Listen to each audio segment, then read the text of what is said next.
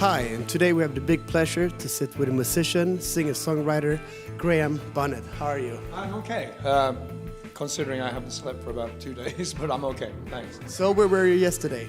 We were on a boat, traveling from, where did we come from? Helsinki, I think it was, to here, and I am not here this morning, so excuse me for being a little bit hazy, but we've had a very busy trip. We've been on the road every day for the past 4 days and hardly any sleep, but we're doing the best we can. So it's been good, it's been really good. Well, I can tell you've been there, done that before as well. Yeah, it's hard, isn't it? It's very hard. Well, born 1947 in Skegness in England. Can you tell us a little bit about your upbringing and maybe some of your musical early memories? Okay. Yeah, well, the town I was born in is like a farming town, but it's by the seaside. My dad was a farmer. My mum was also worked in the farming industry. And I was a butcher when I was a kid, when I was 15 years old. I'm a vegetarian now, I'd like to tell you, because I didn't like what was going on with the animals. You know, it's a very cruel world we lived in, you know.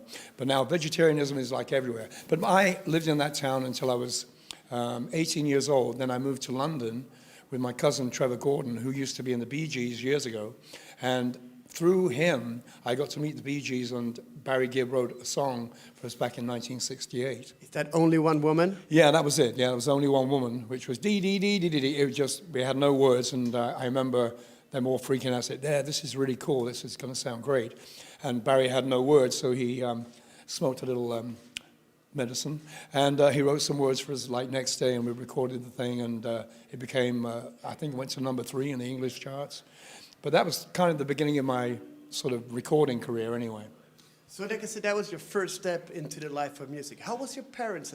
Were they supportive? I mean, you were doing this with Trevor Gordon, your cousin, and they were supporting this, and they said, okay, you don't have to be a butcher for the rest of your life. Yeah, they did, actually. My mum used to sing, and my dad was very much into what I was doing. He really liked to see people enjoying me singing and all that kind of thing. So they're very encouraging.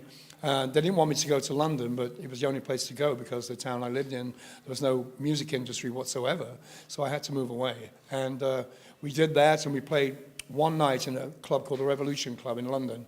And it just happened that Trevor Gordon's old manager was in the audience, who used to manage the Bee Gees also in Australia.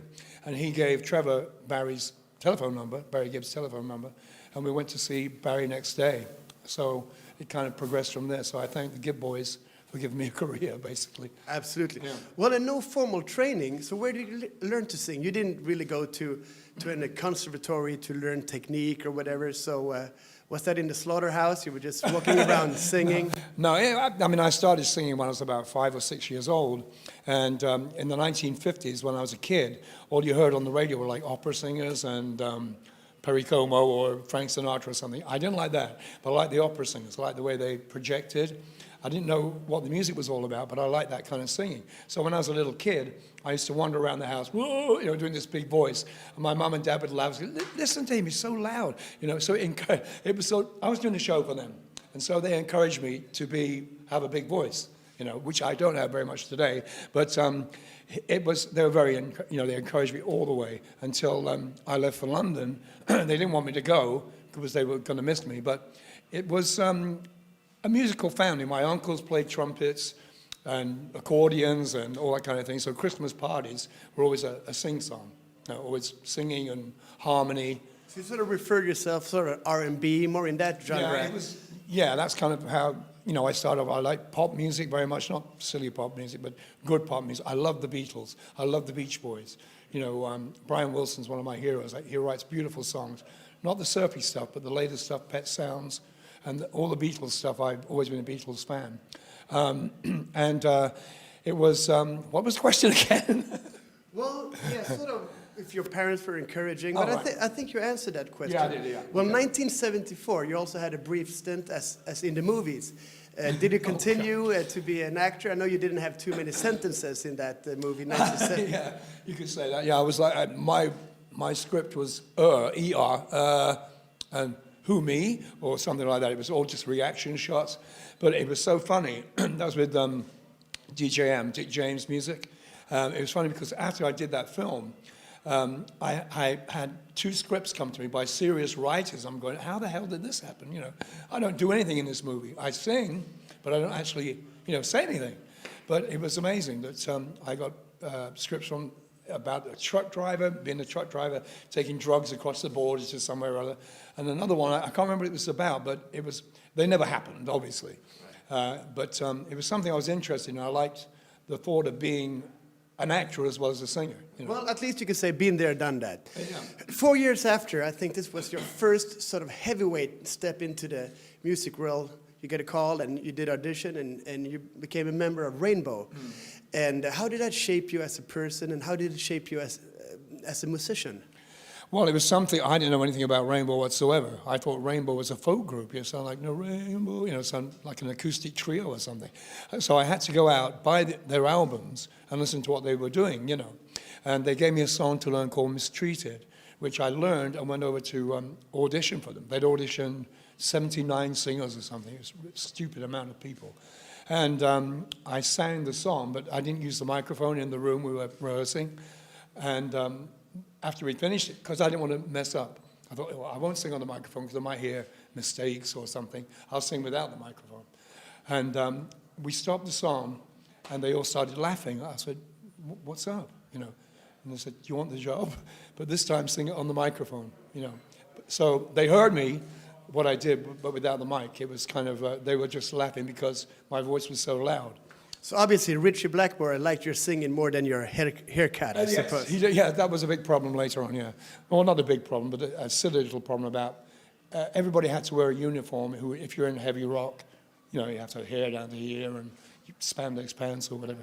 And I was anti that. Everything, no, I can't wear this. So sneaking out the window on the hotel, cutting your hair before the gig. That didn't really happen. I went out, it was in Scotland, I think, I'm not sure. But it wasn't that. That didn't happen. I actually just went out with my ex-wife. I said, let's go into the town and just have a look around. And my hair was like kind of, just scrappy down here. So I thought, well, I'll go and get a haircut. But that was it. As innocent as that. It was nothing to do with being anti, long hair or whatever.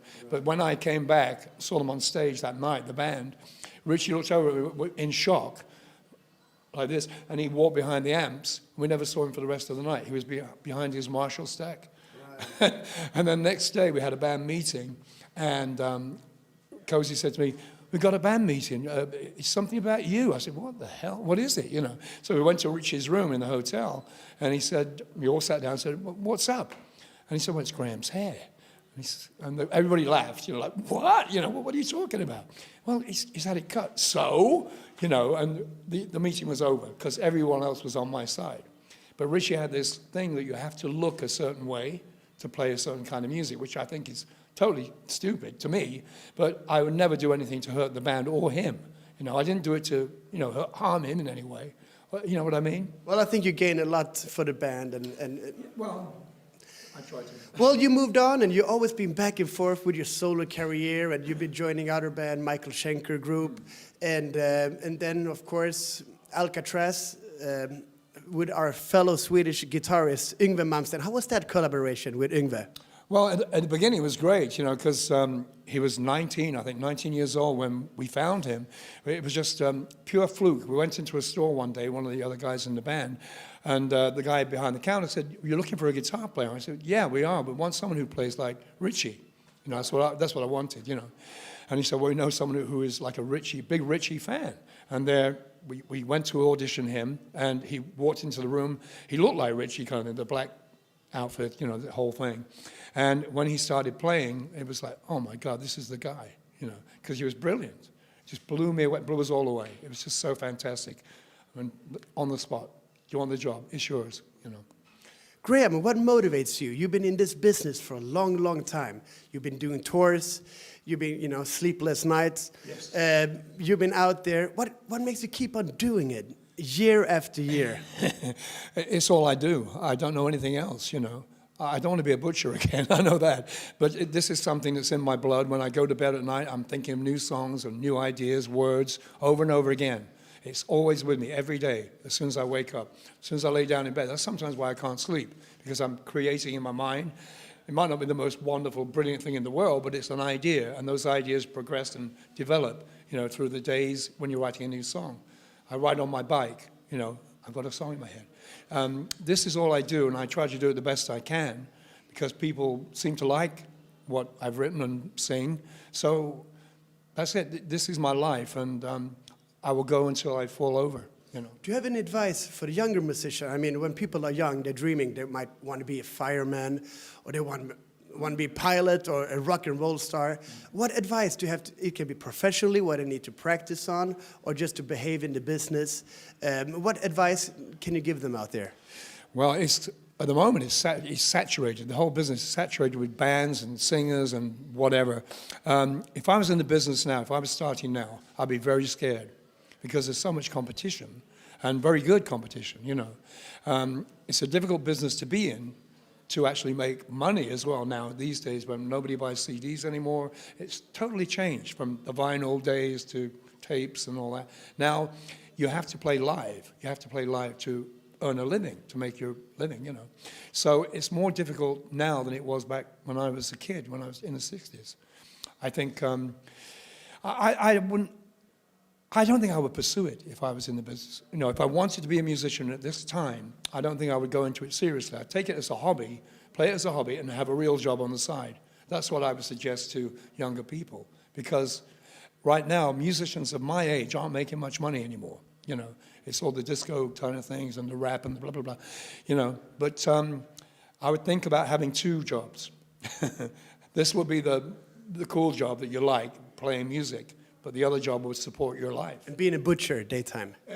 Yeah. So, Graham, where are you? Where is Graham Bonnet 10 years from now? I hope I'm still here. Everybody's dying, aren't they? You know, this year's been so many deaths all around my age, you know. Prince the other day and David Bowie, you know, et cetera, et cetera. We all know about all that. It's very scary. I hope I'm still here and still singing. I'm sure you will be.